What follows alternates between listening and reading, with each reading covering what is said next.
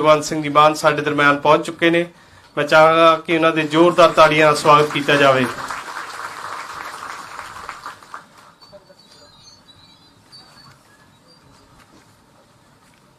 अज इत्थे असीं आम राज प्रबंध, तकनीकी सिक्ख्या विभाग, लोक निर्माण विभाग ਅਤੇ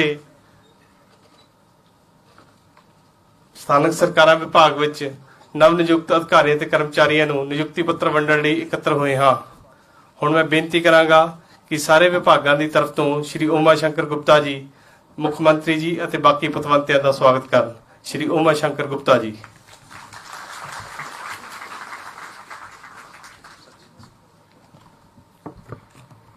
ਸਤਿ ਸ਼੍ਰੀ ਅਕਾਲ। ਮੈਂ ਅੱਜ ਦੇ ਨਿਯੁਕਤੀ ਪੱਤਰ ਵੰਡ ਸਮਾਰੋਹ ਵਿੱਚ ਮਾਨਯੋਗ ਸ਼੍ਰੀ ਭਗਵੰਤ ਮਾਨ ਮੁੱਖ ਮੰਤਰੀ ਪੰਜਾਬ ਜੀ ਦਾ ਸਥਾਨਕ ਸਰਕਾਰ ਵਿਭਾਗ, ਤਕਨੀਕੀ ਸਿੱਖਿਆ ਵਿਭਾਗ, PWD ਵਿਭਾਗ ਅਤੇ ਆਮ ਰਾਜ ਪ੍ਰਬੰਧਕ ਵਿਭਾਗਾਂ ਵੱਲੋਂ ਨਿੱਘਾ ਸਵਾਗਤ ਕਰਦਾ ਹਾਂ ਤੇ ਜੀ ਆਇਆਂ ਕਹਿੰਦਾ ਹਾਂ। ਇਸ ਦੇ ਨਾਲ ਹੀ ਉਹਨਾਂ ਦੇ ਨਾਲ ਸਟੇਜ ਤੇ ਬਿਰਾਜਮਾਨ ਮਾਨਯੋਗ ਸ਼੍ਰੀ ਹਰਭਜਨ ਸਿੰਘ ਈਟੀਓ ਜੀ ਲੋਕ ਨਿਰਮਾਣ ਮੰਤਰੀ, ਸ਼੍ਰੀ BK ਜੰਜੂਆ ਜੀ ਮੁੱਖ ਸਕੱਤਰ ਪੰਜਾਬ ਤੇ doctor Sunny Ahluwalia chairman Punjab water supply ਅਤੇ ਸੀਵਰੇਜ ਬੋਰਡ ਪੰਜਾਬ ਜੀ ਨੂੰ ਵੀ ਜੀ ਆਇਆਂ ਆਖਦਾ ਹਾਂ ਤੇ ਇਹਨਾਂ ਦੇ ਨਾਲ ਵਿਭਾਗਾਂ ਦੇ ਮੁਖੀ ਸ਼੍ਰੀਮਤੀ ਸੀਮਾ ਜੈਨ ਵਧੀਕ ਮੁੱਖ ਸਕੱਤਰ ਤਕਨੀਕੀ ਸਿੱਖਿਆ ਵਿਭਾਗ, ਸ਼੍ਰੀ ਵਿਵੇਕ ਪ੍ਰਤਾਪ ਸਿੰਘ ਪ੍ਰਮੁੱਖ ਸਕੱਤਰ ਸਥਾਨਕ ਸਰਕਾਰ ਵਿਭਾਗ, ਸ਼੍ਰੀ ਨੀਲਕੰਠ ਜੀ ਸਕੱਤਰ ਲੋਕ ਨਿਰਮਾਣ ਵਿਭਾਗ ਅਤੇ ਬਾਕੀ ਸਾਰੇ ਅਫਸਰ ਸਹਿਬਾਨਾਂ ਦਾ ਵੀ ਜੀ ਆਇਆਂ ਆਖਦਾ ਹਾਂ। ਅੱਜ ਦੇ ਸਮਾਗਮ ਵਿੱਚ ਆਏ ਬੱਚੇ ਜਿਨ੍ਹਾਂ ਨੂੰ ਨਿਯੁਕਤੀ ਪੱਤਰ ਦਿੱਤੇ ਜਾਣੇ ਹਨ ਉਹਨਾਂ ਦਾ ਵੀ ਮੈਂ ਸਵਾਗਤ ਕਰਦਾ ਹਾਂ ਤੇ ਉਹਨਾਂ ਨੂੰ ਵੱਖ-ਵੱਖ ਮਹਿਕਮਿਆਂ 'ਚ ਸਿਲੈਕਟ ਹੋਣ ਦੀ ਵਧਾਈ ਵੀ ਦਿੰਦਾ ਹਾਂ। ਸਰ, ਅੱਜ ਇੱਥੇ ਵੱਖ-ਵੱਖ ਵਿਭਾਗਾਂ ਵੱਲੋਂ 408 ਨਿਯੁਕਤੀ ਪੱਤਰ ਦਿੱਤੇ ਜਾਣੇ ਹਨ, ਜਿਨ੍ਹਾਂ ਵਿੱਚ ਲੋਕਲ ਬੋਡੀਜ਼ ਦੇ 105, PWD ਦੇ 107, ਤਕਨੀਕੀ ਸਿੱਖਿਆ ਦੇ 116 ਤੇ ਜਨਰਲ ਐਡਮਿਨਿਸਟ੍ਰੇਸ਼ਨ ਦੇ 80 ਬੱਚਿਆਂ ਨੂੰ ਨਿਯੁਕਤੀ ਪੱਤਰ ਆਪ ਜੀ ਵੱਲੋਂ ਦਿੱਤੇ ਜਾਣੇ ਹਨ। ਸਾਰੇ ਬੱਚਿਆਂ ਲਈ ਇਹ ਬੜੀ ਖੁਸ਼ੀ ਵਾਲੀ ਗੱਲ ਹੈ ਕਿ ਆਪ ਜੀ ਨੂੰ ਨਿਯੁਕਤੀ ਪੱਤਰ ਮਾਨਯੋਗ ਮੁੱਖ ਮੰਤਰੀ ਪੰਜਾਬ ਜੀ, ਮੰਤਰੀ ਸਹਿਬਾਨ ਤੇ ਪ੍ਰਮੁੱਖ ਸਕੱਤਰ ਸਹਿਬਾਨਾਂ ਦੀ ਹਾਜ਼ਰੀ ਵਿੱਚ ਦਿੱਤੇ ਜਾ ਰਹੇ ਹਨ। ਮਾਨਯੋਗ ਮੁੱਖ ਮੰਤਰੀ ਜੀ ਅਤੇ ਮੰਤਰੀ ਸਹਿਬਾਨ ਆਪ ਜੀ ਨਾਲ ਵਿਚਾਰ ਵੀ ਸਾਂਝੇ ਕਰਨਗੇ ਤੇ ਆਪ ਜੀ ਨੂੰ ਸੇਧ ਵੀ ਦੇਣਗੇ ਤੇ ਮੈਂ ਆਸ ਕਰਦਾ ਹਾਂ ਕਿ ਆਪ ਉਹਨਾਂ ਵੱਲੋਂ ਦਿੱਤੀ ਗਈ ਸੇਧ ਤੇ ਅਮਲ ਕਰਦੇ ਹੋਏ ਆਪਣੀ ਜ਼ਿੰਮੇਵਾਰੀ ਸੁਚੱਜੇ ਢੰਗ ਨਾਲ ਤੇ ਇਮਾਨਦਾਰੀ ਨਾਲ ਨਿਭਾਓਗੇ। ਇਹਨਾਂ ਕਹਿੰਦਾ ਹੋਇਆ ਮੈਂ ਇੱਕ ਵਾਰ ਫੇਰ ਮਾਨਯੋਗ ਮੁੱਖ ਮੰਤਰੀ ਪੰਜਾਬ ਜੀ ਦਾ, ਮੰਤਰੀ ਸਹਿਬਾਨ ਅਤੇ ਅਫਸਰ ਸਹਿਬਾਨਾਂ ਨੂੰ ਇੱਥੇ ਆਉਣ ਤੇ ਜੀ ਆਇਆਂ ਕਹਿੰਦਾ ਹਾਂ ਤੇ ਸਾਰੇ ਬੱਚਿਆਂ ਦਾ ਜੋ ਸਿਲੈਕਟ ਹੋ ਕੇ ਅੱਜ ਜਿਨ੍ਹਾਂ ਨੂੰ ਨਿਯੁਕਤੀ ਪੱਤਰ ਦਿੱਤੇ ਜਾਣੇ ਹਨ ਉਹਨਾਂ ਦਾ ਵੀ ਬਹੁਤ-ਬਹੁਤ ਵਧਾਈ ਦਿੰਦਾ ਹਾਂ ਤੇ ਸਵਾਗਤ ਕਰਦਾ ਹਾਂ। ਜੈ ਹਿੰਦ। बहुत-बहुत धन्यवाद सर। ਹੁਣ मैं बेनती करांगा पंजाब के मुख मंत्री सरदार भगवंत सिंह मान जी कि वो मंच ते आन। मुख मंत्री जी ने इत्थे हर दूए दिन अपना प्रोग्राम रखा हुंदा है। धन्यवाद मुख मंत्री जी।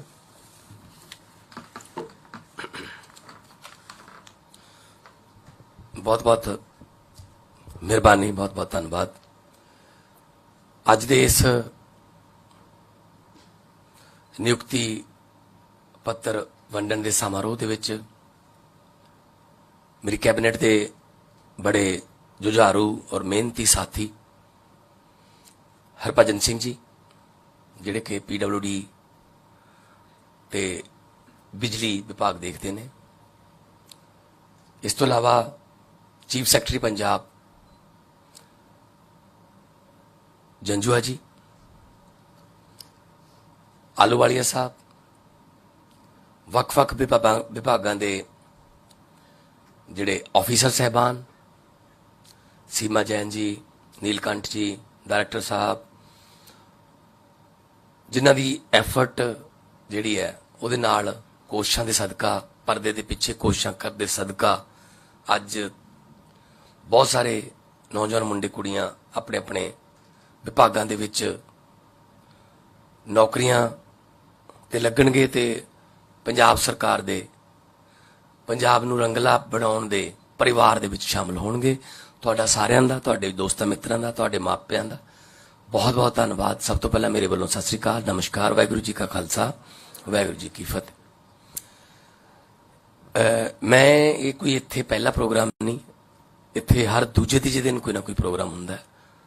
कदे किसी नूं कोई नौकरियां दा वंडण दा प्रोग्राम हुंदा है। 3 दिन पहला इत्थे स्पोर्ट्स दे विच जिहड़े नैशनल गेम दे विच मैडल जित के आए प्लेयर है, ਉਹਨਾਂ ਨੂੰ 5.5 ਕਰੋੜ ਰੁਪਈਆ ਵੰਡਿਆ, ਜਿਹਦੇ ਵਿੱਚ 골ਡ ਮੈਡਲ ਦਾ 5 ਲੱਖ, ਚਾਂਦੀ ਦੇ ਮੈਡਲ ਦਾ 3 ਲੱਖ ਤੇ ਬ੍ਰੌਂਜ਼ ਦਾ 2 ਲੱਖ ਰੁਪਈਆ। ਤੇ ਇਸ ਤੋਂ ਪਹਿਲਾਂ ਵੀ ਵੱਖ-ਵੱਖ ਵਿਭਾਗਾਂ ਦੀਆਂ ਨੌਕਰੀਆਂ ਜਿਹੜੀਆਂ ਉਹ ਦਿੱਤੀਆਂ ਜਾ ਚੁੱਕੀਆਂ ਨੇ। ਹੁਣ ਤੱਕ ਅੱਜ ਵਾਲੀਆਂ ਜਿਹੜੀਆਂ 407 408 ਜਿਹੜੀ ਨੌਕਰੀਆਂ ਅੱਜ ਵਾਲੀਆਂ ਨੇ, ਇਹਨਾਂ ਨੂੰ ਮਿਲਾ ਕੇ 28,873 ਹੋ ਗਈਆਂ ਜਦੋਂ ਤੋਂ ਅਸੀਂ ਗਵਰਨਮੈਂਟ ਦਾ ਕਾਰਜਭਾਰ ਸੰਭਾਲਿਆ। 28,873। ਅੱਜ ਲੋਕਲ ਗਵਰਨਮੈਂਟ ਦੇ ਵਿੱਚ 105 ਨੇ, ਜਿਹਦੇ ਵਿੱਚ 39 ਐਸਡੀਓਜ਼ ਨੇ ਤੇ 66 ਜਿਹੜੇ ਨੇ ਉਹ ਅਕਾਊਂਟਸ ਦੇ ਕਲਰਕ ਨੇ। ਡਿਪਾਰਟਮੈਂਟ ਆਫ ਟੈਕਨੀਕਲ ਐਜੂਕੇਸ਼ਨ ਚ 117 ਨੇ, 115 ਕਲਰਕ ਤੇ 2 ਲਾਇਬ੍ਰੇਰੀਅਨਸ। ਡਿਪਾਰਟਮੈਂਟ ਆਫ ਪੀਡਬਲਿਊਡੀ ਚ 98 ਕਲਰਕ, 2 ਜੂਨੀਅਰ ਡਰਾਫਟਮੈਨ ਤੇ 7 ਪੀਐਨਸ। ਤੇ ਡਿਪਾਰਟਮੈਂਟ ਆਫ ਜਨਰਲ ਐਡਮਿਨਿਸਟ੍ਰੇਸ਼ਨ ਉਹ ਚ 80 ਕਲਰਕਾਂ ਦੀਆਂ ਨੌਕਰੀਆਂ। ਨੌਕਰੀ ਕੋਈ ਵੀ ਛੋਟੀ ਵੱਡੀ ਨਹੀਂ ਹੁੰਦੀ, ਕੰਮ ਕੋਈ ਵੀ ਛੋਟਾ ਵੱਡਾ ਨਹੀਂ ਹੁੰਦਾ। ਤੁਹਾਡਾ ਉਹਨੂੰ ਦੇਖਣ ਦਾ ਨਜ਼ਰੀਆ ਛੋਟਾ ਵੱਡਾ ਹੋ ਸਕਦਾ ਹੈ। ਕੋਈ ਪਤਾ ਨਹੀਂ ਕਿਹਦੇ ਸਾਈਨਾਂ ਨਾਲ ਕਿਹਦੀ ਕਿਸਮਤ ਬਦਲ ਜਾਣੀ ਹੈ। ਕੋਈ ਪਤਾ ਨਹੀਂ ਕਿਹਦੇ ਇੱਕ ਫਾਈਲ ਨੂੰ ਇੱਕ ਬੁੱਧਵਾਰ ਰੋਕਣ ਨਾਲ ਕਿਹਦੇ ਘਰੇ ਜਿਹੜਾ ਚੁੱਲ੍ਹਾ ਬੰਦ ਹੋ ਸਕਦਾ ਹੈ। ਸੋ ਡਿਊਟੀ ਇਜ਼ ਬਿਊਟੀ। ਮੈਂ ਤੁਹਾਨੂੰ ਇਹੀ ਕਹੂੰਗਾ ਕਿ ਜੋ ਵੀ ਕੰਮ ਮਿਲਿਆ ਉਹਨੂੰ ਆਪਣਾ ਕਰਮ ਜਾਣ ਕੇ, ਜਿਵੇਂ ਆਪਾਂ ਕਹਿੰਦੇ ਹਾਂ ਕਿ ਆ ਮੇਰੀ ਜਨਮ ਭੂਮੀ ਹੈ, ਆ ਮੇਰੀ ਕਰਮ ਭੂਮੀ ਹੈ। ਜਨਮ ਮਤਲਬ ਜਨਮ ਭੂਮੀ ਜਿੱਥੇ ਜੰਮੇ ਸੀ, ਕਰਮ ਭੂਮੀ ਜਿੱਥੇ ਕੰਮ ਕੀਤਾ ਸੀ। ਸੋ ਕਰਮ ਭੂਮੀ ਜਿੱਥੇ ਵੀ ਤੁਹਾਨੂੰ ਹੁਣ ਮਿਲੂਗੀ ਨੌਕਰੀ, ਉਹ ਤੁਹਾਡੀ ਕਰਮ ਭੂਮੀ ਹੈ। ਆਪਣੇ ਵੱਲੋਂ ਕੋਈ ਇਸ ਤਰ੍ਹਾਂ ਦਾ ਕਮੀ ਨਹੀਂ ਛੱਡਣੀ ਕਿ ਤੁਹਾਡਾ ਮੂਡ ਨਹੀਂ ਹੈਗਾ ਉਹਦੇ ਠੀਕ, ਪਰ ਉਧਰੋਂ ਕੋਈ ਬੰਦਾ ਤੁਹਾਡੇ ਕੋਲੇ ਆ ਗਿਆ ਤੇ ਉਹਦੇ ਜੇ ਕਾਗਜ਼ ਤੇ ਸਾਈਨ ਹੁੰਦੇ ਨੇ ਜਾਂ ਉਹਦੀ ਫਾਈਲ ਅੱਗੇ ਤੁਰਦੀ ਹੈ ਤਾਂ ਤੁਹਾਡੇ ਮੂਡ ਕਰਕੇ ਜਿਹੜਾ ਉਹਦੀ ਫਾਈਲ ਰੁਕ ਜੇ। ਉਲਟਾ ਕਰਕੇ ਦੇਖੋ, ਜਦੋਂ ਮੂਡ ਨਹੀਂ ਠੀਕ ਹੈਗਾ ਤਾਂ ਉਸ ਦਿਨ ਕਿਸੇ ਦਾ ਭਲਾ ਕਰਕੇ ਦੇਖੋ, ਉਹਦੀ ਮੂਡ ਠੀਕ ਹੋ ਜਾਂਦਾ ਵੀ ਯਾਰ ਚਲੋ ਕਿਸੇ ਦੇ ਕੰਮ ਤਾਂ ਆ ਗਏ। ਸੋ ਇਸ ਕਰਕੇ ਮੈਂ ਸਾਰਿਆਂ ਨੂੰ ਬਹੁਤ ਬਹੁਤ ਮੁਬਾਰਕਬਾਦ ਦਿੰਦਾ ਕਿ ਤੁਸੀਂ ਅੱਜ ਪੰਜਾਬ ਸਰਕਾਰ ਦਾ ਹਿੱਸਾ ਬਣਨ ਲੱਗੇ ਹੋ। ਤੁਸੀਂ ਅੱਜ ਪੰਜਾਬ ਨੂੰ ਰੰਗਲਾ ਪੰਜਾਬ ਬਣਾਉਣ ਦੇ ਪਰਿਵਾਰ ਦਾ ਹਿੱਸਾ ਬਣਨ ਲੱਗੇ ਹੋ। ਕੱਲ ਨੂੰ ਹਿਸਟਰੀ ਦੇ ਵਿੱਚ ਜਦੋਂ ਕਿਤੇ ਲਿਖਿਆ ਜਾਊਗਾ ਜਾਂ ਕਿਤੇ ਆਉਣ ਵਾਲੇ ਸਾਲਾਂ 'ਚ ਪੁੱਛਿਆ ਜਾਇਆ ਕਰੂਗਾ ਕਿ ਜਦੋਂ ਪੰਜਾਬ ਦੁਬਾਰਾ ਵਿਕਾਸ ਦੀਆਂ ਲੀਹਾਂ ਤੇ ਰੋਜ਼ਗਾਰ ਦੀਆਂ ਲੀਹਾਂ ਤੇ ਚੜ੍ਹ ਰਿਹਾ ਸੀ ਤਾਂ ਉਸ ਵੇਲੇ ਕਿਹੜੇ-ਕਿਹੜੇ ਲੋਕ ਸੀਗੇ ਜਿਨ੍ਹਾਂ ਨੇ ਯੋਗਦਾਨ ਪਾਇਆ, ਤਾਂ ਉਹਦੇ ਵਿੱਚ ਤੁਹਾਡਾ ਨਾਮ ਵੀ ਸੁਨਹਿਰੀ ਅੱਖਰਾਂ ਦੇ ਵਿੱਚ ਆਊਗਾ ਕਿ ਇਹ ਲੋਕ ਸੀਗੇ ਜਿਨ੍ਹਾਂ ਨੇ ਆਪਣੇ ਆਪਣੇ ਡਿਪਾਰਟਮੈਂਟ ਨੂੰ ਸੰਭਾਲ ਕੇ ਇਹ ਕੰਮ ਕੀਤਾ। ਕਿਉਂਕਿ ਟੀਮ ਵਰਕ ਹੈ, ਕੱਲਾ ਭਗਵੰਤ ਮਾਨ ਨਹੀਂ ਕਰ ਸਕਦਾ, ਕੱਲਾ ਮੰਤਰੀ ਮੰਡਲ ਨਹੀਂ ਕਰ ਸਕਦਾ, ਕੱਲੇ ਅਫਸਰ ਨਹੀਂ ਕਰ ਸਕਦੇ, ਸਾਰੀ ਟੀਮ ਨਾਲ ਹੁੰਦੀ ਹੈ। ਔਰ ਟੀਮ ਦੇ ਵਿੱਚ ਕੀ ਹੁੰਦਾ, 15 ਪਲੇਅਰ ਹੁੰਦੇ ਨੇ ਆਮ ਤੌਰ ਤੇ, ਫੁੱਟਬਾਲ 'ਚ ਵੀ, ਹਾਕੀ 'ਚ ਵੀ, ਕ੍ਰਿਕਟ 'ਚ ਵੀ। ਖੇਡਦੇ 11 ਹੁੰਦੇ ਨੇ। ਕਈ ਵਾਰੀ 4 ਪਲੇਅਰ ਜਿਹੜੇ ਨੇ ਪੂਰਾ ਟੂਰਨਾਮੈਂਟ ਹੀ ਨਹੀਂ ਖੇਡਦੇ, ਸਿਰਫ ਪਾਣੀ ਲਿਆਉਣ ਤੇ ਗਲਵਜ਼ ਮੰਗਾ ਲਏ, ਕਦੇ ਬੈਟ ਲਿਆ ਕੇ ਦੇਤਾ, ਜਾਂ ਕੋਈ ਇੰਜਰਡ ਹੋ ਗਿਆ ਉਹਦੀ ਥਾਂ ਤੇ ਫੀਲਡਿੰਗ ਕਰ ਲਈ। ਕ੍ਰਿਕਟ 'ਚ ਨਹੀਂ ਖੇਡਦੇ, ਪੂਰੀ ਚੈਂਪੀਅਨਸ਼ਿਪ ਖੇਡਦੇ ਨਹੀਂ ਉਹ। 11 ਜਿਹੜੇ ਖੇਡਦੇ ਨੇ ਅੱਛਾ ਖੇਡ ਰਹੇ ਨੇ, ਪਰ ਜਦੋਂ ਟੀਮ 골ਡ ਮੈਡਲ ਜਿੱਤ ਜਾਂਦੀ ਹੈ ਤਾਂ ਜਿਹੜੇ ਮੈਡਲ ਨੇ ਉਹ 11 ਨਹੀਂ ਮਿਲਦੇ, ਉਹ 15 ਦੇ 15 ਨੂੰ ਮਿਲਦੇ ਨੇ।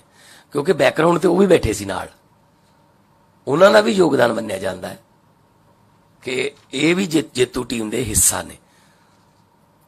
ਸੋ ਇਸ ਕਰਕੇ ਜ਼ਰੂਰੀ ਨਹੀਂ ਕਿ ਤੁਹਾਡੀ ਪਰਦੇ ਤੇ ਫੋਟੋ ਆਵੇ।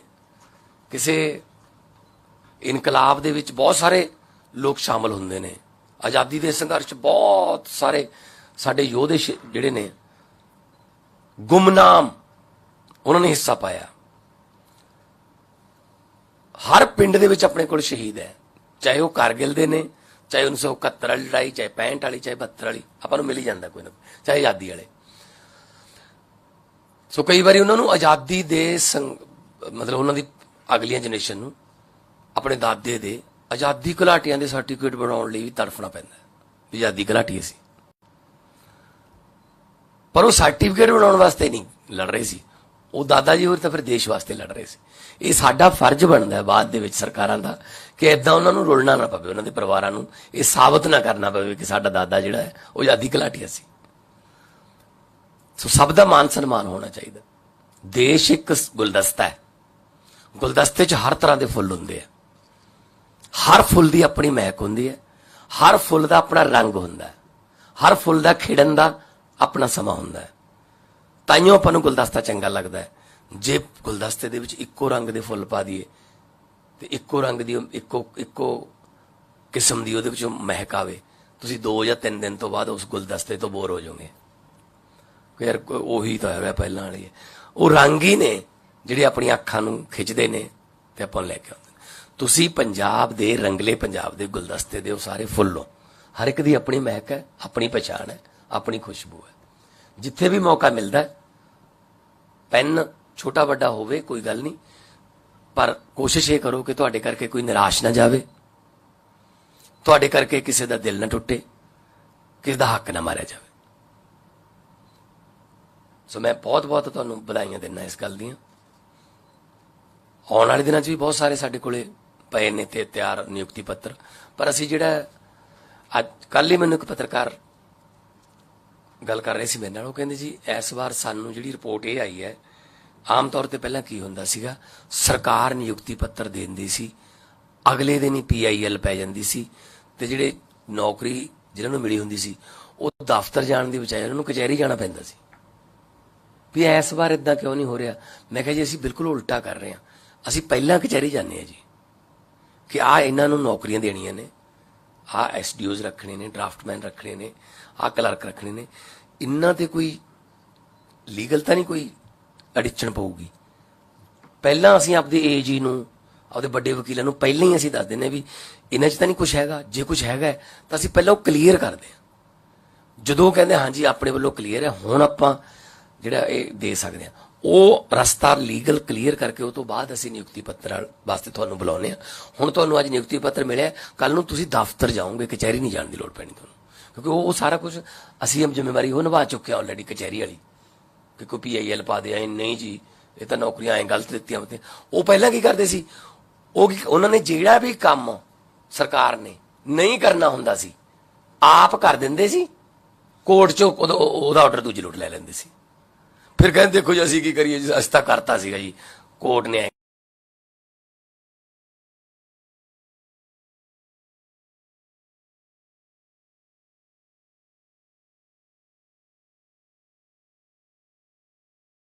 ਬੰਦਾ ਹੀ ਨਹੀਂ ਭੇਜਿਆ ਉੱਥੇ ਕੋਈ, ਜੇ ਭੇਜਿਆ ਤਾਂ ਇਹੋ ਜਿਹਾ ਭੇਜਿਆ ਕਿ ਕੇਸ ਹਾਰਨਾ ਬਸ।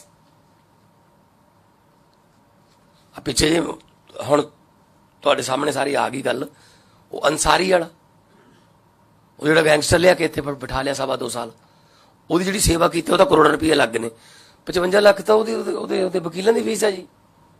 ਬੇਗੀਨੂੰ ਅਸੀਂ ਜਾਣ ਨਹੀਂ ਦੇਣਾ ਪੰਜਾਬ ਤੋਂ, ਜਦ ਕਿ ਪੰਜਾਬ 'ਚ ਉਹਦਾ ਰੱਖਣ ਦਾ ਕੋਈ ਮਤਲਬ ਬਣਦਾ ਹੀ ਨਹੀਂ ਸੀ ਕੁਝ, ਨਾ ਕੋਈ ਕੇਸ ਸੀ, ਕੁਝ ਨਹੀਂ ਸੀ। 55 ਲੱਖ ਰੁਪਈਆ, ਮੈਂ ਪੈਸੇ ਦੀ ਗੱਲ ਨਹੀਂ, ਪੈਸਾ 55 ਲੱਖ ਹੋਵੇ ਲੱਖ ਹੋਵੇ, ਪ੍ਰੋਬਲਮ ਇਹ ਹੈ 55 ਲੱਖ ਰੁਪਏ ਲੋਕਾਂ ਦੇ ਟੈਕਸ 'ਚੋਂ ਅਸੀਂ ਕਿਉਂ ਦਈਏ ਬਈ? ਕਿਸੇ ਨੇ ਯਾਰੀ ਦੋਸਤੀ ਨਿਭਾਈ ਹੈ ਕਿਸੇ ਮਿਨਿਸਟਰ ਨੇ, ਤਾਂ ਅਸੀਂ ਕਿਉਂ ਪੈਸੇ ਦਈਏ ਉਹਦੇ? ਫਿਰ ਅਸੀਂ ਇਸ ਗੱਲ ਤੇ ਹੁਣ ਕੋਰਟ ਜਾਵਾਂਗੇ ਕਿ ਇਹ ਪੈਸੇ ਰਿਕਵਰ ਕਿੱਥੋਂ ਕਰੀਏ ਅਸੀਂ। ਖਜ਼ਾਨੇ 'ਚ ਤਾਂ ਮੈਂ ਦਿੰਦਾ ਨਹੀਂ, ਖਜ਼ਾਨੇ 'ਚ ਤਾਂ ਤੁਹਾਡਾ ਪੈਸਾ ਹੈ। ਕਿਸੇ ਨੇ ਯਾਰੀ ਦੋਸਤੀ, ਮੈਂ ਯਾਰੀ ਦੋਸਤੀ ਨਿਭਾਉਣ ਵਾਸਤੇ ਸਰਕਾਰ ਦੇ ਖਜ਼ਾਨੇ ਨੂੰ ਚੂਨਾ ਲਾਦਾ ਮੈਂ, ਤੇ ਇਹ ਤਾਂ ਫਿਰ ਇਹ ਤਾਂ ਕੱਲ ਨੂੰ ਫਿਰ ਮੇਰੇ ਤੇ ਵੀ ਆ ਸਕਦਾ। ਸੋ ਇਸ ਕਰਕੇ ਰੀਤੀ ਰਿਵਾਜ ਪਾਉਣੇ ਪੈਣਗੇ ਹੁਣ, ਕਿ ਜਿਹਨੇ ਸਾਈਨ ਕੀਤੇ ਆ ਵੀ ਉਹਨਾਂ ਨੂੰ ਦੇਖੋ, ਅਫਸਰਾਂ ਤੇ ਪਾਪਾ ਆਉਂਦੇ ਨੇ, ਸਾਈਨ ਕਿਹਨੇ ਕੀਤੇ? ਉਹਨੂੰ ਇੱਥੇ ਰੱਖਣ ਦੇ ਤੇ ਉਹਨੂੰ ਇੱਥੇ ਬੁਲਾਉਣ ਦੇ, ਉਹਨੂੰ ਪੋਲੀਟੀਸ਼ੀਅਨ ਤੇ ਪੈਣੇ ਚਾਹੀਦੇ। ਤਾਂ ਕਿ ਮੁੜ ਕੇ ਕੋਈ ਵੀ ਮੰਤਰੀ ਸਾਈਨ ਕਰਨ ਤੋਂ ਪਹਿਲਾਂ ਪੁੱਛੇ ਯਾਰ ਕੋਈ ਪੰਗਾ ਤਾਂ ਨਹੀਂ ਪਊਗਾ, ਕਿਤੇ ਆਪਾਂ ਨੂੰ ਤਾਂ ਨਹੀਂ ਪੈ ਜਾਣਗੇ। ਉਹਨਾਂ ਤਾਂ ਕੋਈ ਤਲਵਾਰ ਹੀ ਨਹੀਂ ਲਟਕਦੀ, ਉਹ ਤਾਂ ਆਰਾਮ ਨਾਲ ਇੱਧਰ ਹੋ ਜਾਂਦੇ ਨੇ ਪਾਸੇ, ਅਫਸਰ ਫਸ ਜਾਂਦੇ ਨੇ। ਫਿਰ ਦੱਸੋ ਕੀ ਕਰੀਏ? ਸੋ ਸਿਸਟਮ ਜਿਹੜਾ ਹੈ ਉਹਦੇ 'ਚ ਬੜੀਆਂ ਹਜੇ ਕਮੀਆਂ ਨੇ, ਖਾਮੀਆਂ ਨੇ, ਦੂਰ ਕਰਾਂਗੇ। ਔਰ ਇਹ ਜਿਹੜੀ ਨੌਕਰੀਆਂ ਨੇ ਤੁਹਾਡੀਆਂ, ਇਹ ਕੋਈ ਇਹ ਨਹੀਂ ਹੈਗਾ ਕਿ ਤੁਸੀਂ ਇੱਥੇ ਹੀ ਰਿਟਾਇਰ ਹੋਵੋਗੇ। ਮਿਹਨਤ ਕਰੋ। ਬਹੁਤ ਸਾਰੇ ਕਲਰਕਾਂ 'ਚੋਂ ਨਿਕਲ ਕੇ IAS ਬਣੇ ਨੇ, PCS ਬਣੇ ਨੇ, ਉਹ ਨਾਲ ਨਾਲ ਨੌਕਰੀ ਕਰਦੇ ਰਹੇ, ਨਾਲ ਨਾਲ ਮਿਹਨਤ ਕਰਦੇ ਰਹੇ। ਖੁੱਲਾ ਸਮਾਨ ਹੈ ਤੁਹਾਡੇ ਕੋਲੇ। ਹੁਣ ਤੁਹਾਡੇ ਕੋਲ, ਤੁਸੀਂ ਮੁਹਤਾਜ ਨਹੀਂ ਹੈਗੇ ਕਿਸੇ ਤੋਂ ਕੋਈ ਪੈਸੇ ਮੰਗਣ ਦੇ ਜਾਂ ਕੋਈ ਹੋਰ। ਤੁਸੀਂ ਆਪਣੀ ਜੌਬ ਕਰ ਰਹੇ ਹੋ, ਜੌਬ 'ਚੋਂ ਘੰਟਾ 2 ਘੰਟੇ ਐਕਸਟਰਾ ਕੱਢ ਕੇ ਤੁਸੀਂ ਹੋਰ ਅੱਗੇ ਵਾਲੀ ਪੜ੍ਹਾਈ ਕਰੋ। ਮੈਂ ਤਾਂ ਚਾਹੁੰਦਾ ਮੇਰੇ ਪੰਜਾਬ ਦੇ ਨੌਜਵਾਨ ਮੁੰਡੇ ਕੁੜੀਆਂ, ਉਹਨਾਂ ਦੇ ਹੱਥਾਂ ਦੇ ਵਿੱਚ ਵੱਡੀਆਂ ਵੱਡੀਆਂ ਡਿਗਰੀਆਂ ਹੋਣ, ਸੋਨੇ ਦੇ ਮੈਡਲ ਹੋਣ ਉਹਨਾਂ ਦੇ ਹੱਥਾਂ 'ਚ, ਲੈਪਟਾਪ, ਆਈਪੈਡ, ਵੱਡੇ ਵੱਡੀਆਂ ਗੱਡੀਆਂ 'ਚ ਜਾਂਦੇ ਹੋਣ ਤੇ ਵੱਡੇ ਵੱਡੇ ਦਫ਼ਤਰਾਂ ਦੇ ਗੇਟ ਖੁੱਲ੍ਹਣ ਉਹਨਾਂ ਵਾਸਤੇ। ਔਰ ਹੈਗਾ ਟੈਲੈਂਟ ਸਾਡੇ ਕੋਲੇ, ਇਹ ਨਹੀਂ ਹੈਗਾ ਟੈਲੈਂਟ ਦੀ ਕਮੀ ਹੈ। ਕੋਈ ਟੈਲੈਂਟ ਦੀ ਕੋਈ ਕਮੀ ਨਹੀਂ, ਬਹੁਤ ਟੈਲੈਂਟ ਹੈ, ਬਹੁਤ ਆਈਡੀਆਜ਼ ਨੇ। ਬਸ ਇਹ ਵੀ ਇੱਕ ਮੌਕਾ ਦੇਣ ਦੀ ਲੋੜ ਹੈ। ਪੰਜਾਬੀਆਂ ਨੇ ਪੂਰੀ ਦੁਨੀਆ 'ਚ ਮੱਲਾਂ ਮਾਰੀਆਂ ਹੋਈਆਂ ਨੇ, ਜਿੱਥੇ ਮਰਜ਼ੀ ਦੁਨੀਆ 'ਚ ਚਲੇ ਜਾਓ ਪੰਜਾਬੀ ਤੁਹਾਨੂੰ ਮਿਲਣਗੇ, ਔਰ ਸਕਸੈਸਫੁਲ ਪੰਜਾਬੀ ਮਿਲਣਗੇ। ਕਦੇ ਵੀ ਤੁਹਾਨੂੰ ਫੇਲ ਪੰਜਾਬੀ ਨਹੀਂ ਮਿਲੂਗਾ ਕਿਸੇ ਵੀ ਇਹ ਪੰਜਾਬੀ ਹੈ ਤੇ ਫੇਲ ਹੋ ਗਿਆ ਜੀ, ਨਾ। ਸਾਨੂੰ ਤਾਂ ਸਾਡੇ ਗੁਰੂ ਸਾਹਿਬ ਨੇ ਲੜਨਾ ਸਿਖਾਇਆ, ਜ਼ੁਲਮ ਦੇ ਖਿਲਾਫ, ਗਰੀਬਾਂ ਦੇ ਹੱਕ 'ਚ ਖੜਨਾ ਸਿਖਾਇਆ। ਸੋ ਇਸ ਕਰਕੇ ਮੈਂ ਤੁਹਾਨੂੰ ਬੇਨਤੀ ਕਰਦਾ ਕਿ ਇਹ ਨਾ ਸਮਝਿਓ ਹੁਣ ਕਿ ਸਰਕਾਰੀ ਨੌਕਰੀ ਮਿਲ ਗਈ, ਚਲੋ ਵਧੀਆ ਹੋ ਗਿਆ ਕੰਮ, ਵਧਾਈਆਂ ਹੋ ਗਈਆਂ। ਉਹ ਮੈਂ ਕੀਤਾ ਸੀਗਾ ਇੱਕ ਸਟਾਇਰ ਵਿਅੰਗ ਕੀਤਾ ਸੀ ਕਿਸੇ CD 'ਚ, ਮੈਨੂੰ ਨਾਮ ਨਹੀਂ ਯਾਦ ਉਹਦਾ। ਉਹ ਕਹਿੰਦਾ ਵੀ ਯਾਰ ਇੰਨਾ ਕਿਉਂ ਫਰਕ ਪੈ ਗਿਆ ਆਪਣੇ ਮੁਲਕ 'ਚ ਤੇ ਉਹਨਾਂ ਮੁਲਕਾਂ 'ਚ ਜਿੱਧਰ ਅਸੀਂ 40-40 ਲੱਖ ਰੁਪਇਆ ਲੈ ਕੇ ਚੱਕੀ ਫਿਰਦੇ ਆ ਏਜੰਟਾਂ ਕੋਲੇ ਵੀਜ਼ਾ ਲੈਣ ਵਾਸਤੇ, ਵੀ ਕੀ ਫਰਕ ਹੈ? ਮੈਂ ਕਿਹਾ ਵਰਕ ਕਲਚਰ 'ਚ ਫਰਕ ਹੈ। ਉਹ ਕਹਿੰਦੇ ਕਿਵੇਂ? ਮੈਂ ਕਿਹਾ ਜੇ ਅਮਰੀਕਾ ਕੈਨੇਡਾ 'ਚ ਕਿਸੇ ਬੰਦੇ ਨੂੰ ਸਰਕਾਰੀ ਨੌਕਰੀ ਮਿਲ ਜੇ, ਵਧਾਈਆਂ ਦਿੱਤੀਆਂ ਜਾਂਦੀਆਂ ਉਹਨਾਂ ਨੂੰ, mister John, mister Paul, mister Peter, congratulations, you have got the job, ਤੈਨੂੰ ਵਧਾਈਆਂ, ਤੈਨੂੰ ਕੰਮ ਮਿਲ ਗਿਆ। ਮੈਂ ਕਿਹਾ ਵਧਾਈਆਂ ਤਾਂ ਆਪਣੇ ਮੁਲਕ 'ਚ ਵੀ ਦਿੱਤੀਆਂ ਜਾਂਦੀਆਂ ਸਰਕਾਰੀ ਨੌਕਰੀ ਮਿਲਣ ਤੇ, ਪਰ ਕਿਹਾ ਦੂਜ ਲੁੱਟ ਜਾਂਦਾ ਹੈ। ਕਰਨੈਲ ਸਿੰਘ ਬਹੁਤ ਬਹੁਤ ਵਧਾਈਆਂ ਬਈ, ਸਰਕਾਰੀ ਨੌਕਰੀ ਮਿਲ ਗਈ, ਚੱਲ ਹੁਣ ਸਾਰੀ ਉਮਰ ਵਿਹਲਾ ਹੈ। ਆਹ ਫਰਕ ਹੈ ਬਸ, ਇੱਕ ਪਾਸੇ ਕੰਮ ਮਿਲਿਆ, ਇੱਕ ਪਾਸੇ ਵਿਹਲਾ ਹੋਇਆ। ਸੋ ਇਹ ਨਾ ਸਮਝੋ ਕਿ ਲਾਜ ਨਿਯੁਕਤੀ ਪੱਤਰ ਮਿਲ ਗਏ, ਚਲ ਹੁਣ ਬਸ ਵਿਹਲੇ ਆ, ਹੁਣ ਕੋਈ ਕੰਮ ਨਹੀਂ। ਹੁਣ ਤੋਂ ਕੰਮ ਸ਼ੁਰੂ ਮੰਨੋ ਕਿ ਅੱਜ ਤੋਂ ਬਾਅਦ ਕੰਮ ਸ਼ੁਰੂ ਹੈ। ਮੈਂ 16 ਮਾਰਚ ਨੂੰ ਮੁੱਖ ਮੰਤਰੀ ਦੀ ਸਹੁੰ ਚੁੱਕੀ ਸੀ। ਉਦੋਂ ਪਹਿਲਾਂ ਮੈਂ 2 ਵਾਰੀ MP ਰਿਹਾ। ਜਦੋਂ ਮੈਂ ਸਹੁੰ ਚੁੱਕਦਾ ਸੀ, ਮੈਂ ਉਸ ਦਿਨ ਕਹਿੰਦਾ ਸੀ ਅੱਜ ਤੋਂ ਆਪਣਾ ਆਫਿਸ ਸਟਾਰਟ ਹੈ, ਅੱਜ ਤੋਂ ਕੰਮ ਕਰਨਾ ਸ਼ੁਰੂ ਕਰੋ। ਮੈਂ 12-12 ਘੰਟੇ, 14-14 ਘੰਟੇ ਵੀ ਕੰਮ ਕਰਦਾ। ਮੈਂ ਕੋਈ ਸਾਨ ਥੋੜੀ ਕਰਦਾ। ਮੈਂ ਹੱਥ ਜੋੜ ਕੇ ਲੋਕਾਂ ਦੇ ਘਰ ਘਰ ਜਾ ਕੇ ਇਹ ਕੰਮ ਮੰਗਿਆ ਕਿ ਮੈਨੂੰ ਇਹ ਕੰਮ ਦਿਓ। ਲੋਕਾਂ ਨੇ ਮੇਰੇ ਤੇ ਯਕੀਨ ਕੀਤਾ ਕਿ ਕਰ ਸਕਦਾ ਹੈ, ਤਾਂ ਕਰਕੇ ਮੈਨੂੰ ਕੰਮ ਦਿੱਤਾ ਹੈ। ਇਦੋਂ ਪਹਿਲਾਂ ਵਾਲਿਆਂ ਨੇ ਕੁਝ ਕੀਤਾ ਹੀ ਨਹੀਂ, ਮਹਿਲਾਂ 'ਚ ਹੀ ਬੈਠੇ ਰਹੇ। ਇੱਕ ਮਹਿਲਾਂ ਦੀਆਂ ਕੰਧਾਂ ਬਹੁਤ ਉੱਚੀਆਂ, ਨਾ ਉੱਥੇ ਕੋਈ ਆਵਾਜ਼ ਪਹੁੰਚੇ। ਇੱਕ ਦਰਵਾਜ਼ੇ ਬਹੁਤ ਵੱਡੇ ਵੱਡੇ, ਕੁੰਡੇ ਅੱਡੇ ਅੱਡੇ ਅੰਦਰੋਂ ਬੰਦ ਕਰ ਲਏ ਵੀ ਇੱਥੇ ਕੋਈ ਮਿਲਣ ਨਾ ਆ ਜੇ। ਲੋਕ ਕਹਿੰਦੇ ਚਲ ਠੀਕ ਹੈ। ਲੋਕਾਂ ਨੇ ਉਹੀ ਦਰਵਾਜ਼ੇ ਬਾਹਰੋਂ ਬੰਦ ਕਰਤੇ। ਜਦੋਂ ਵੋਟਾਂ ਵੇਲੇ ਨਿਕਲਣ ਲੱਗੇ ਕੋਲ ਗੇਟ ਖੁੱਲ੍ਹੇ ਹੀ ਨਹੀਂ, ਘਰ ਹੀ ਰਹਿ ਗਏ। ਉਹ ਘਰ ਹੀ ਬੈਠੇ ਨੇ। ਹੁਣ ਅਸੀਂ ਫਿਰਦੇ ਰਹੇ ਗਲੀਆਂ 'ਚ। ਬਸ ਆਹ ਫਰਕ ਹੈ।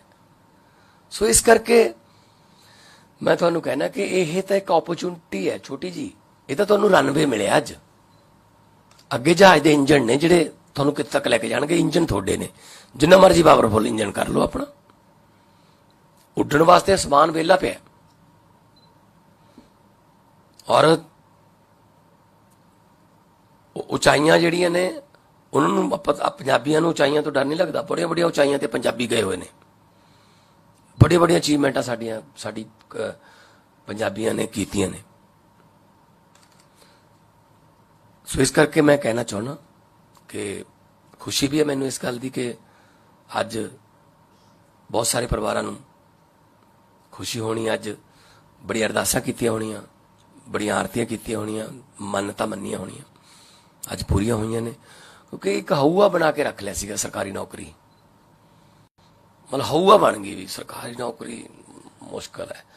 ਤੇ ਫਿਰ ਜਦੋਂ ਅਸੀਂ ਆਏ, ਅਸੀਂ ਹੁਣ ਤੱਕ ਲਗਭਗ 28,873 ਨੌਕਰੀਆਂ ਦੇਤੀਆਂ। ਅਸੀਂ ਕਿਵੇਂ ਦੇਤੀਆਂ ਫਿਰ? ਉਹਨਾਂ ਨੇ ਪਹਿਲਾਂ ਕਿਉਂ ਨਹੀਂ ਦਿੱਤੀਆਂ? ਅਸੀਂ ਕਿਹੜਾ ਕੋਈ ਪੱਲਿਓਂ, ਸਾਡੇ ਕੋਲ ਕੋਈ ਨੋਟ ਬਣਾਉਣ ਵਾਲੀ ਮਸ਼ੀਨ ਹੈ ਕਿ ਅਸੀਂ ਆਪਦੇ ਪੈਸੇ ਆਪ ਬਣਾਈ ਜਾਂਦੇ ਹਾਂ? ਰੈਵਨਿਊ 'ਚ ਦਿਨ ਦੇਵਾਂਗੇ ਤਨਖਾਹ ਤਾਂ ਤੁਹਾਨੂੰ, ਤੁਹਾਡੇ ਟੈਕਸ ਦੀ ਮਨੀ ਨੂੰ ਹੀ ਅਸੀਂ ਤੁਹਾਨੂੰ ਤੁਹਾਡੇ ਵੱਲੋਂ ਡਾਈਵਰਟ ਕਰਾਂਗੇ ਨਾ। ਪਰ ਪਹਿਲਾਂ ਨੀਅਤ ਹੈ ਨਹੀਂ ਸੀ ਸਾਫ਼। ਪਹਿਲਾਂ ਵੀ ਨੌਕਰੀਆਂ ਮੰਗਣ ਜਾਂਦੇ ਡਾਂਗਾ ਖਾ ਕੇ ਘਰੇ ਆ ਜਾਂਦੇ ਸੀਗੇ ਜੀ। ਗਏ ਆ ਨੌਕਰੀ ਮੰਗਣ, ਆਉਂਦੇ ਹੋਏ ਅਸੀਂ ਮੋਢਿਆਂ ਤੇ, ਮੈਂ ਆਪ ਇਹ ਗੱਲ ਕਹਿੰਦਾ ਹੁੰਦਾ ਸੀ ਕਿ ਜਿਹੜੇ ਮੋਢਿਆਂ ਤੇ, ਨੌਜਵਾਨਾਂ ਦੇ ਮੋਢਿਆਂ ਤੇ ਪੰਜਾਬ ਦੇ ਵਿਕਾਸ ਦਾ ਭਾਰ ਹੋਣਾ ਚਾਹੀਦਾ ਸੀ, ਉਹਨਾਂ ਮੋਢਿਆਂ ਤੇ ਲਾਠੀ ਚਾਰਜਾਂ ਦੇ ਨਿਸ਼ਾਨ ਨੇ। ਇੱਥੇ ਕੁੱਟੇ ਜੀ, ਉੱਥੇ ਕੁੱਟੇ ਜੀ, ਨੌਕਰੀ ਮੰਗਣ ਗਏ ਸੀ। ਕਮਾਲ ਹੈ ਯਾਰ। ਤੇ ਆਪ ਇੱਕ ਵਾਰੀ ਜਿੱਤ ਗਏ, ਇੰਨੀ ਤਨਖਾਹ, ਆਹਾ ਆਹਾ। ਤੇ ਇੱਕ ਵਾਰੀ ਜਿੱਤ ਗਏ ਤਾਂ ਪੈਨਸ਼ਨ ਇੰਨੀ, 2 ਵਾਰੀ ਜਿੱਤ ਗਏ ਤਾਂ ਪੈਨਸ਼ਨ 2, 3 ਵਾਰੀ 3, 4 ਵਾਰੀ 4, 5 ਵਾਰੀ 5। ਕਈ ਇਹੋ ਜਿਹੇ ਨੇ ਜਿਨ੍ਹਾਂ ਨੂੰ ਹਾਰ ਕੇ ਫਾਇਦਾ ਹੈ। ਜੇ ਜਿੱਤਦੇ ਨੇ ਤਾਂ ਤਨਖਾਹ 85,000 ਹੈ, ਜੇ ਹਾਰਦੇ ਨੇ ਪੈਨਸ਼ਨ 3.5 ਲੱਖ ਹੈ। ਪਹਿਲਾਂ ਤਾਂ ਹੁਣ ਸਾਰੇ ਸੀ ਉਹ ਬੰਦ ਕੀਤੀ ਵੀ ਇੱਕੋ ਹੀ ਮਿਲੂ, ਉਦੋਂ ਬਾਅਦ ਨਹੀਂ ਮਿਲਦੀ। ਫਿਰ ਤੁਸੀਂ ਨਾਲੇ ਤਾਂ ਕਹਿੰਦੇ ਰਾਜ ਨਹੀਂ ਸੇਵਾ, ਤੇ ਸੇਵਾ ਕਰਦੀ ਕੋਈ ਤਨਖਾਹ ਲੈਂਦਾ ਹੁੰਦਾ, ਕੋਈ ਪੈਨਸ਼ਨ ਲੈਂਦਾ ਹੁੰਦਾ ਸੇਵਾ ਕਰਨ ਦੀ? ਪਹਿਲਾਂ ਤਾਂ ਉਹ ਕੱਟੀ ਜੀ, ਉਹਦਾ ਪੈਸਾ ਬਚਿਆ, ਉਹਦੇ ਨਾਲ ਤੁਹਾਨੂੰ ਨੌਕਰੀਆਂ ਦਿੰਦੇ ਅਸੀਂ। ਫਿਰ ਜਿਹੜੀ ਲੀਕੇਜ ਹੁੰਦੀ ਹੈ ਕਰਪਸ਼ਨ ਦੀ,